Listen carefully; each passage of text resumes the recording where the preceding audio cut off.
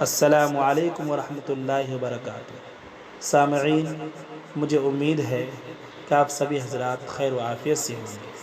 اللہ آپ سبھی کو سلامت رکھے۔ سامعین، میں آپ حضرات کے سامنے ایک بہت ہی بہترین قصہ پیش کرنے جا رہا ہوں، آپ ضرور سماعت فرمائیں۔ وہ قصہ یہ ہے، ایک عورت تھی، اس کے مکان میں ایک چوہا رہتا تھا۔ وہ چوہا اس عورت کو بہت پریشان کرتا تھا، اس کے کپڑے وغیرہ کاٹ ڈالتا تھا۔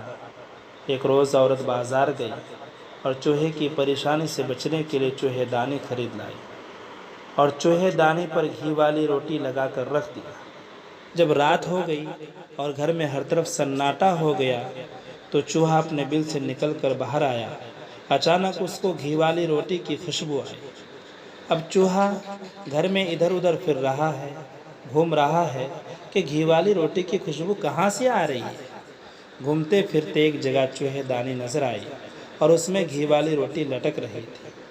چوہا قریب گیا اور چاروں طرف پنجرے کے چکر لگانے لگا کہ اندر کیسے گھسے۔ ایک طرف اس کو راستہ مل ہی گیا۔ چوہا بہت خوش ہوا کہ راستہ تو ملا گھی والی روٹی تک پہنچنے کا۔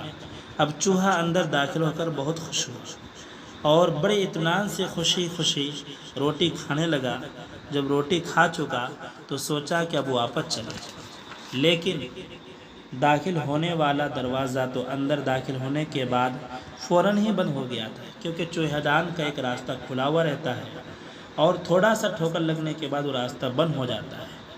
ادھر ادھر نکلنے کے لیے منہ مارنے لگا، مگر نکلنے کا راستہ نہ ملا اور صبح ہو گئی اور سو کر اٹھی اور دیکھا کہ پنجرے میں ایک بڑا چوہا پھنسا ہوا ہے۔ تو اس نے اپنے بیٹے کو جگایا جس کا نام چھوٹو تھا اور اسے کہا، دیکھ چوہے دان میں کتنا موٹا چوہا آ گیا ہے۔ اور کیونکہ بچوں کی عادتیں ہوتی ہیں، اس نے دیکھا کہ چوہا دان میں ایک بہت بڑا چوہا ہے، تو اس نے دوڑتا ہوا اپنے ساتھیوں کے پاس گیا اور اپنے ساتھیوں دو چار ساتھیوں کو بلا کر لایا۔ اس عورت کے ایک لڑکی بھی تھی، اس کا نام زینب تھا، اس کو بھی جگایا اور کہا، دیکھ تو پنجرے میں کتنا موٹا چوہا آ گیا ہے۔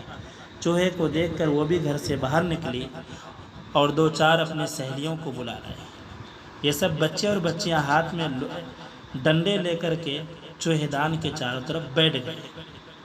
جب لڑکے چوہے کو مارتے ہیں تو چوہا لڑکیوں کی طرف چلا جاتا ہے، اور جب لڑکیاں مارتی ہے تو چوہا لڑکوں کی طرف چلا جاتا ہے، اور دل ہی دل میں کہتا ہے کہ گھی والی روٹی تو کھائی مگر بڑا برا پھنسا۔ اگر یہاں سے ایک مرتبہ نکل جاؤں تو دوبارہ اپنی ساری زندگی گھی والی روٹی نہ کھاؤں گا۔